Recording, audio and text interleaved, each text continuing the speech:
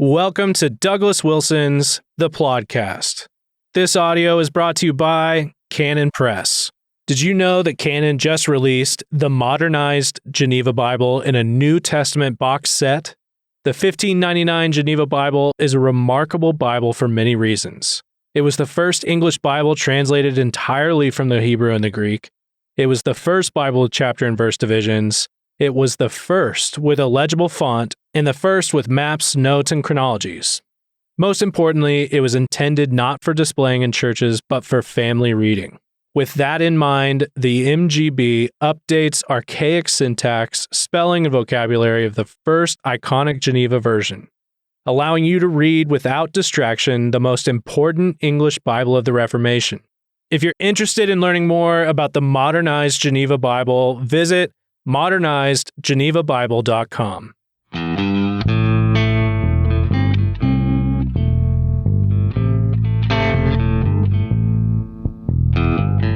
Yes, God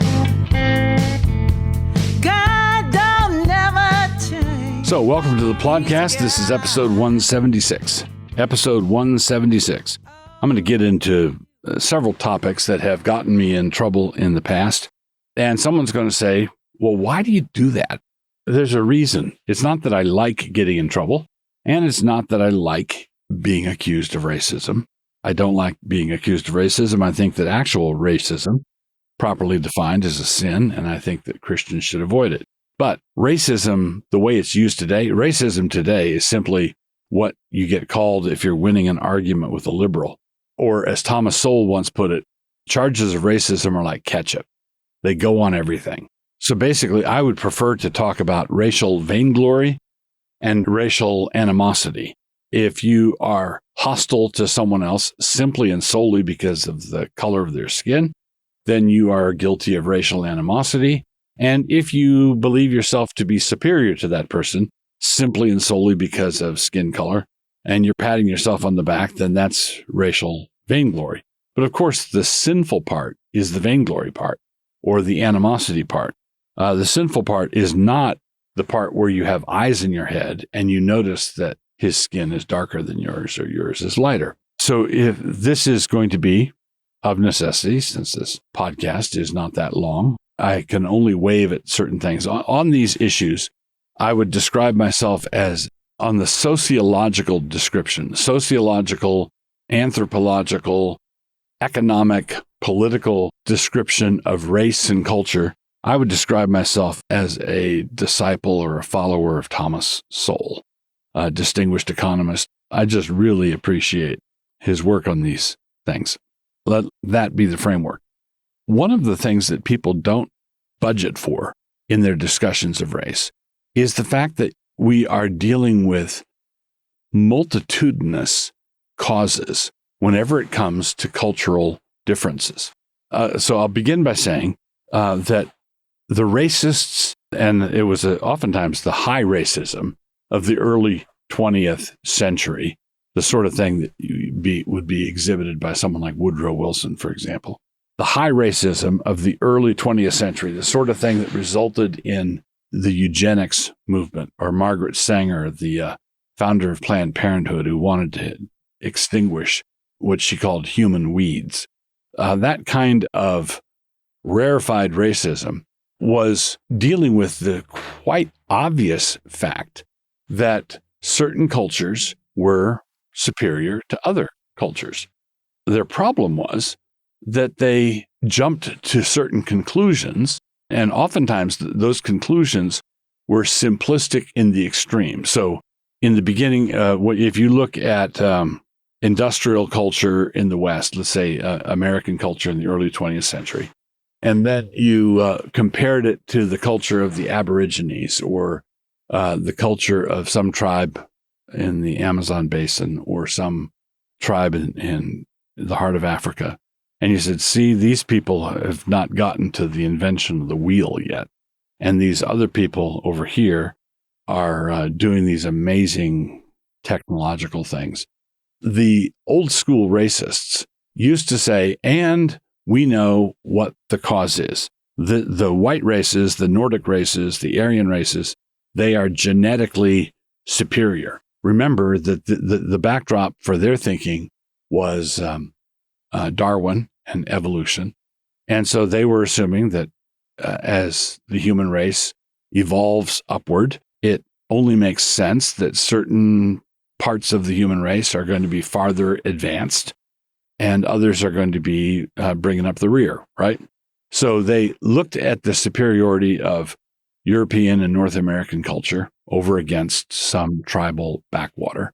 And they said, see, and the simple cause of this is genetic superiority. So that was what the old-time racists did. What the new racists do is they say, yes, there's a differential. This culture is wealthier and got a lot more advantages and da-da-da-da. And this tribe over here, this village is backward and they don't have enough food or medical care or whatever. And their simplistic answer is oppression. Basically, this is the Marxist critique. In other words, if someone's lagging behind someone else, it's because somebody in the power structure is abusing that power structure and using it for their own ends. So if you looked at the difference between African culture and North American culture in the year 1910, you were likely to assume that it had a genetic cause and that whites were superior, and that would be genuine white supremacy. If you look at that differential now, you're going to have the tendency to say it's because whites are uniquely evil and they are manipulating the power structure to oppress people of color. But what you're leaving out of the consideration is that the differences between this group and that group more likely have 1,982 causes, not one. So, for example, there's a thing called the Flynn effect. When a number of years ago, Charles Murray wrote a book called The Bell Curve, which caused a huge commotion at the time because he looked without flinching at IQ tests and how it played out with different races. So if you gave an IQ test to 10,000 people, Asians are going to score highest and the whites are going to be next and blacks are going to bring up the rear. Charles Murray was handling that data. He was trying to make sense of it. And there was a big controversy about his work. That's just setting the stage for the next point I want to make. There were a bunch of people who just called Murray a racist for no good reason. He's a gracious gentleman and nothing of the kind. But there was another fellow named Flynn. I think he's a New Zealander, Flynn, Flynn. And the Flynn effect is named after him. You've all seen how SAT scores and so on have consistently gone down over the years, meaning that our schools are failing. And then every so often, because of the way the tests are structured, they have to renorm the test. And renorming the test the way they do masks the decline. So if someone graduates from high school in 2020 and their grandfather graduated in 1970, and they compare SAT scores, it's apples and oranges thing because the way they score the test has been renormed because they've got to have the middle line has to be in the middle, right? So they and as the scores have gone consistently down, they have to adjust. Well, Flynn pointed out the same thing is true of IQ tests. And so, for example, the fact that blacks bring up the rear in IQ tests is something that ought to be, if you budget for that and you investigate it, you'll see that, well, Thomas Sowell talks about this and Flynn talks about it. Right around the time of the First World War, the U.S. military administered IQ tests to thousands and thousands of recruits, men coming in. And this was a data set that blacks did much more poorly than whites on this. But Flynn said, yes, but if you, over the years, the IQ tests, just like SAT tests, have to be renormed. And IQ scores in real terms, unlike educational scores, IQ scores have gone consistently up, such that blacks today taking blacks on average taking an IQ test today score right around where the whites scored at the time of the First World War. So one of the things this tells you, incidentally, is that IQ is not a hardwired thing. It's not genetic. It's not something that is, you can't do anything about it. And that enters into the whole nature-nurture debate, which we're not going to get into now. I just want to say, and this is my central point here, is that we ought to pick one thing, like skin color, like you could go to the paint store and get a swatch and decide if someone says something politically conservative and you hold the swatch up next to them, and if it's past a certain darkness, it's coming from an Uncle Tom, and if it's got a certain level of whiteness, it's white supremacist. That kind of making everything down to someone's skin tint a political issue, it's just outrageously simple-minded.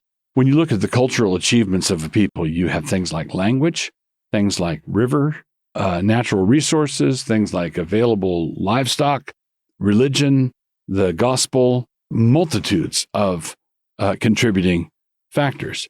I think we ought to be done talking about races as though there's a white race. There's not a white race, and there's not a black race. If we're talking about culture, I think we can talk about tribes. And if we're talking about some, physical characteristics, skin color, then maybe we could talk about breeds, like we're talking about golden labs or cocker spaniels or short hair pointers. Does the human race display certain breeds? Yeah, it does. Do we have different tribes? Yeah, we do. And some of the tribes can be racial, the breeds can be the same breed, but very tribally distinct. Or you could have two different breeds be members of the same tribe. Another way of saying this is a complicated subject. It is a complicated subject. Not only that, but here in podcast episode 176, after this hamartiology section that's coming up next, I'm going to get into it again. You'll just wait. In the book review, just wait. Always will be God. So, continuing on with podcast episode 176, hamartiology. In 2 Timothy 3, the apostle warns his young protege that he's going to have to deal with a certain brand of scoundrel in the last days. Now, I take this as a description not of the end of the space-time continuum. When Paul says the last days, I don't think it's the end of the world or the end of the space-time continuum here. And I'll give you reasons for that in a minute. But rather, it's a description of how bad it was going to be in the final days of the Judaic Aeon in the years before the destruction of the temple at Jerusalem. That happened in 70 AD. Jesus predicted it. Not one stone will be left on another. Now, the reason for saying this is in verse 13, Paul says that these false teachers are going to get progressively worse. And then in the next verse, in verse 14, he tells Timothy that he should continue faithfully in the faith he had grown up in. In other words, Paul's describing people that Timothy 2,000 years ago had to deal with. Timothy was going to be confronting these people. So Paul says, these people are going to get worse and worse, and I want you to continue in the faith you'd grown up in. Then in verse 4, when Paul's in the middle of describing these false teachers, he says to Timothy 2,000 years ago, now remember, Timothy died 2,000 years ago, and Paul tells Timothy, of these people, from such turn away. So from such turn away. In other words, Paul's not talking about the end of the world thousands of years in his future. He's talking about 2,000 years in our past. Timothy couldn't very well turn away from them if they weren't going to show up for another 2,000 years or more. Now, all of that is to set up our word. As Paul describes these poisonous teachers, he uses the word we're looking at in this episode of hamartiology. The word is goes and is translated as seducer. Goes and is translated as seducer. 2 Timothy 3:13. It says, but evil men and seducers shall wax worse and worse, deceiving and being deceived. All right, so evil men and seducers, he calls them.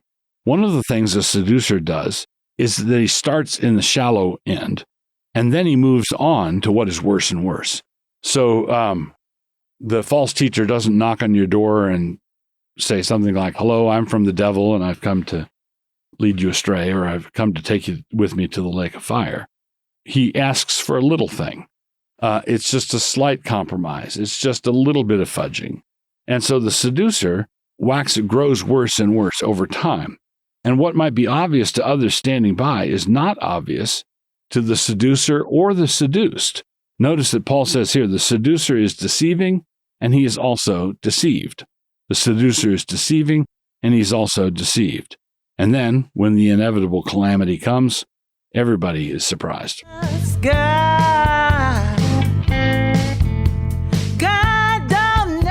All right, onward. We're still working through our podcast, episode 176, and here's our book review.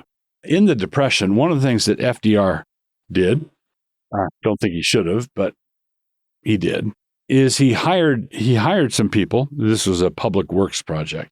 In the 1930s, there were still a number of people alive who had been alive during the war between the states.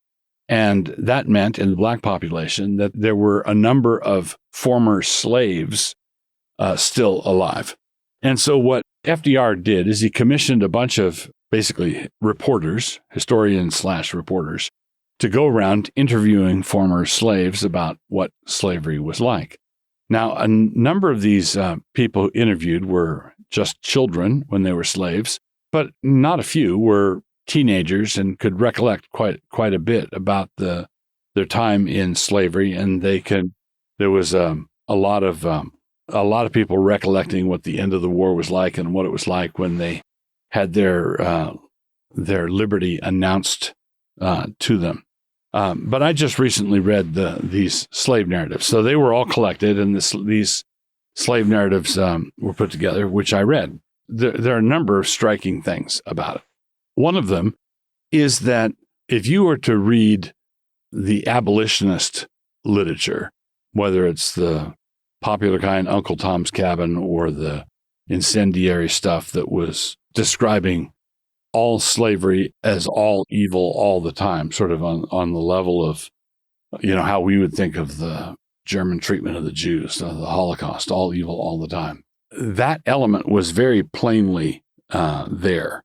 What do we mean by that? Well, there were abuses and there was cruelty, and some of the beatings that are described in these slave narratives have to be they're just staggering in their cruelty, where someone would be beaten to the point of being just about dead, and then they'd get some mixtures like turpentine and put it all over the wounds, like excruciating pain. So basically, you could go through the slave narratives and you could extract quite a few episodes, descriptions of that kind of abuse and cruelty and degradation, and put them all together, and you would have a truthful first-person recollection of appalling behavior.